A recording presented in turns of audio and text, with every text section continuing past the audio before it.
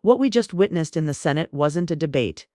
It was a detonation. Senator Dick Durbin confronted Trump-aligned FBI Director Kash Patel with hard evidence on loyalty polygraphs, purges of career agents, January 6 conspiracies, and whistleblower warnings about Epstein records.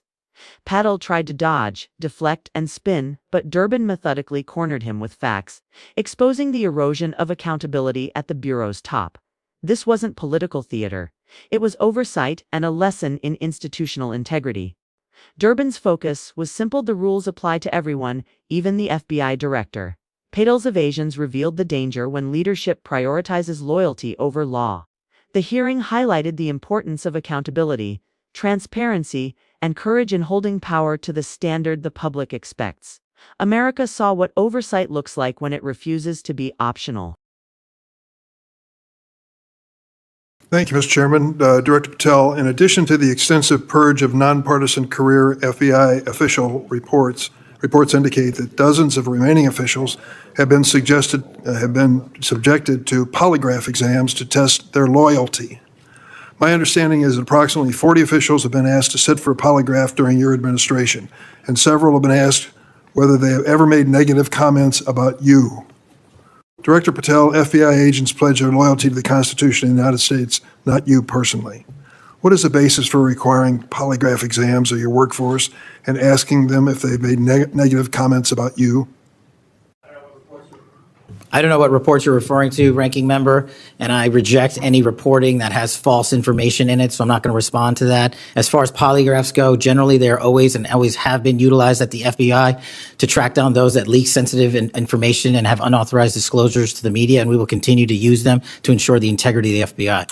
Did any individual on your senior executive team, the director's advisory team, or who serve in the positions on the 7th floor receive disqualifying alerts on their polygraphs?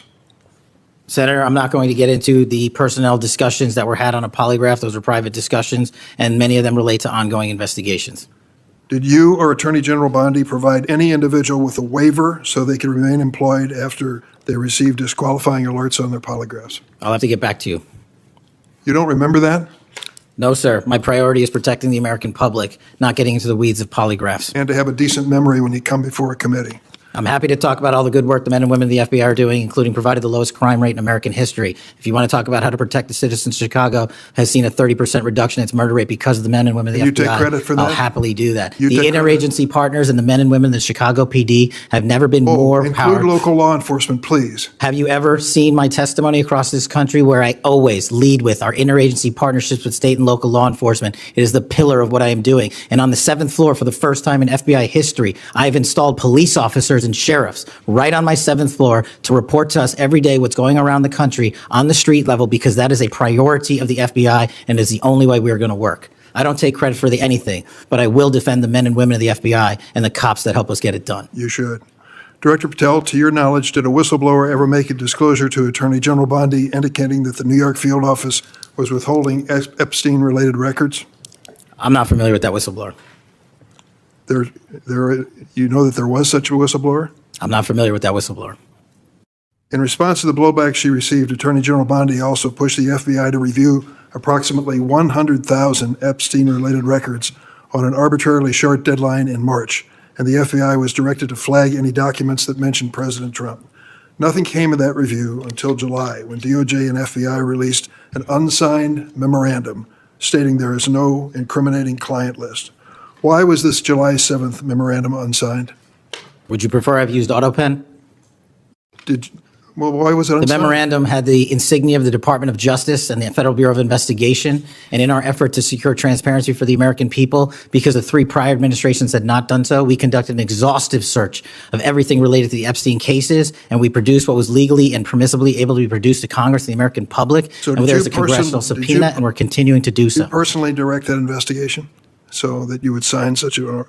Did I personally direct what investigation? Of the Epstein records for any reference to President Trump? Again, you are citing reporting that I think is baseless. We conducted an investigation of the Epstein case files pursuant to the direction of the President of the administration to provide all credible information, and we are working with Congress pursuant to a congressional subpoena to turn over all the documents we can. All individuals. Who at DOJ and FBI was responsible for its drafting and conclusions? Many individuals at the Department of Justice and the FBI are There was responsible. no lead person? The Attorney General leads the Department of Justice, and I lead the FBI. So the Attorney General is responsible for that? The Attorney General leads the Department of Justice. Director Patel, much like you, Deputy Director Dan Bongino was a conspiracy theorist who built a lucrative career making inflammatory and unsubstantiated statements about the FBI that would be disqualifying in any administration that cared about nonpartisan law enforcement. For instance, Mr. Bongino called the placement of pipe bombs outside the DNC and RNC headquarters on January 6, quote, an inside job, and went on to say this was a setup. I have zero doubt, and whoever goes into the FBI, you better get an answer about why. Director Patel, you and Deputy Director Bongino are now leading the FBI. What is the evidence to suggest the pipe bombs placed outside of the DNC and RNC on January 6 were an inside job? I appreciate the opportunity to discuss Director Bongino's mind record. So many on this committee and the media jettison our 31 years of public service. Can you answer the question, sir? I'm answering the question. You're questioning the integrity of the Deputy Director of the Asking FBI you and mine. if you found any and I'm going to evidence. answer the question. I'm The pipe bomb investigation is ongoing, and I'm not going to discuss the Ongoing? details of the pipe bomb investigation.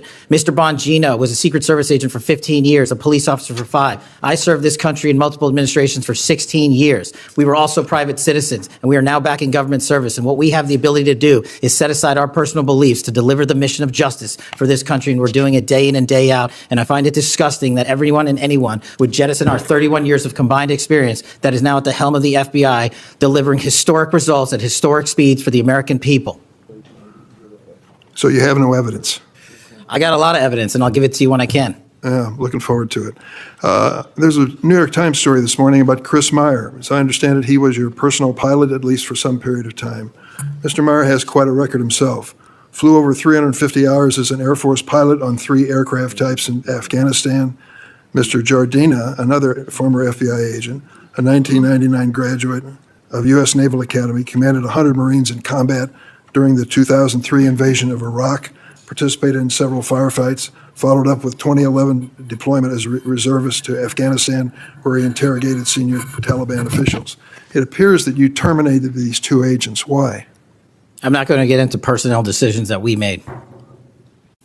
So you're not accountable for your decisions to take people who served our country so admirably and terminate them without any cause? That's a one-sided story. Anyone that has been terminated from the FBI, generally speaking, failed to meet the needs of the FBI and uphold their constitutional duties. And you providing a one-sided story from your perch is absolutely disgraceful, because the men and women of the FBI deserve better. And your attack on the current leadership of the men and women of the FBI is equally disgraceful, because now you're attacking the leaders that are our brave SACs in the field who are doing the job that this country needs. It's disgraceful. And we will continue to do it. Excuse me, it's disgraceful when Mr. Meyer and Mr. Jardina, who served our country so well, are terminated apparently because of the rants of a broadcaster. That is your opinion. It is not a fact. Well, it's certainly my opinion. I can back up with fact. Let me ask you to explain the situation in Baltimore, if you will. Did you read the story about the termination of the project in Baltimore? Which story? 764 Group? Sorry. Which story? 764 Group, the Baltimore agents were investigating. Are you familiar with that? No, sir. Well, I'm not going to go into detail. It would take too long to do it.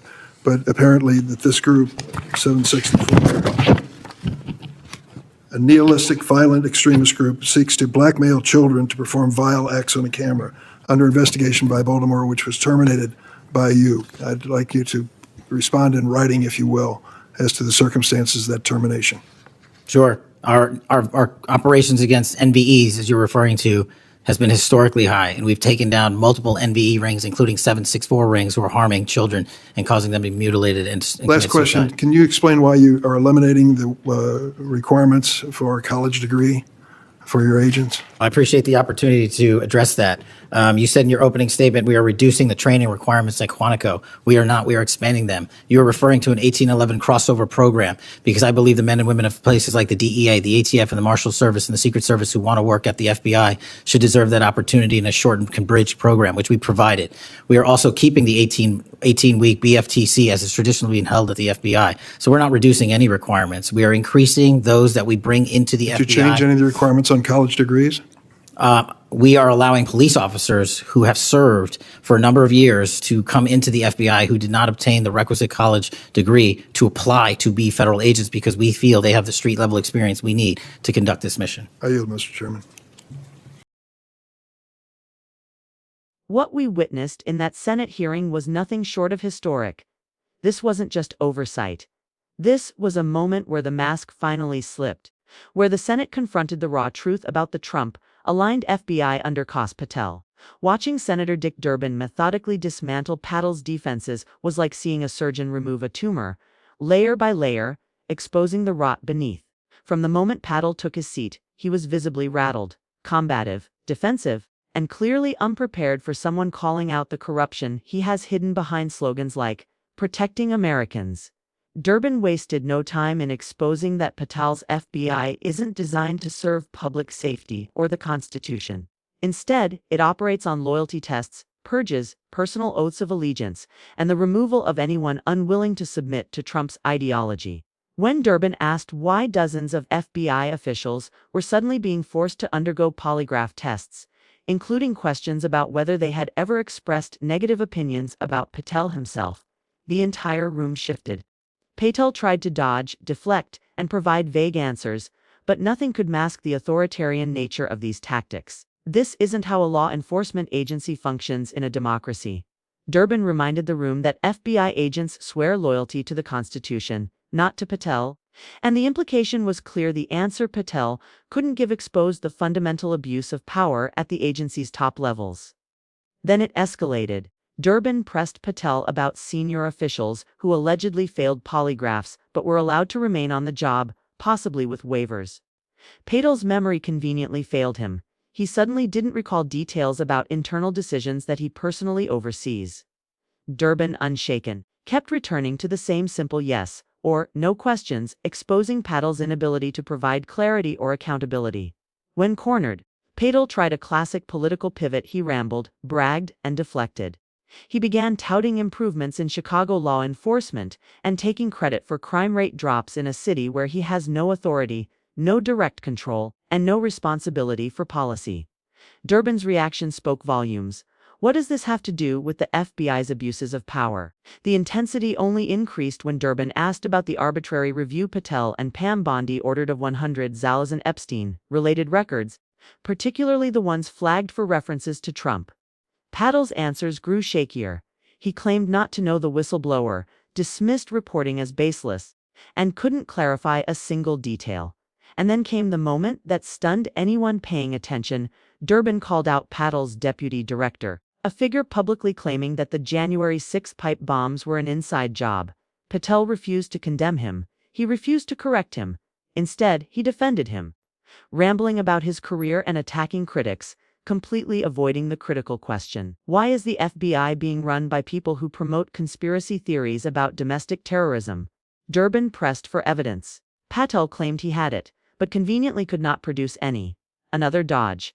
Then came the allegations of firing two highly trained agents, a former personal pilot and another decorated agent, under suspicious circumstances tied to political pressure and right-wing media narratives. Patel again refused to explain. Watching this unfold, it became painfully clear this wasn't mere incompetence or arrogance. This was open contempt for oversight, open disrespect for Congress, and open hostility toward transparency. That's exactly why this hearing matters. Durbin and his colleagues exposed the disturbing reality that Trump's allies are transforming the FBI into an instrument of political loyalty rather than law enforcement. Polygraphs are no longer about security, they are tests of obedience. Whistleblowers vanish. Investigations are redirected with political intent. Conspiracy theorists are promoted. Anyone who refuses to play political games is at risk of losing their career. This is not law enforcement, it is authoritarianism. And Patel's inability to answer a single straightforward question should alarm every American. Durbin showed up prepared, focused, and fearless. Patel showed up defensive, evasive, and exposed. The American people deserve to see every second of this. This isn't just about Patel. It's about the future of federal law enforcement. Under a president who prioritizes loyalty over law, who expects obedience over accountability, the FBI's independence and integrity are under threat. Durbin's persistence highlighted something else that matters, as much as the abuses themselves: the importance of principled, fearless oversight. Without lawmakers willing to hold officials accountable, the very institutions designed to protect democracy can be reshaped into instruments of political power. This hearing wasn't about scoring points or performing for the cameras. It was about shining a light on the reality of an age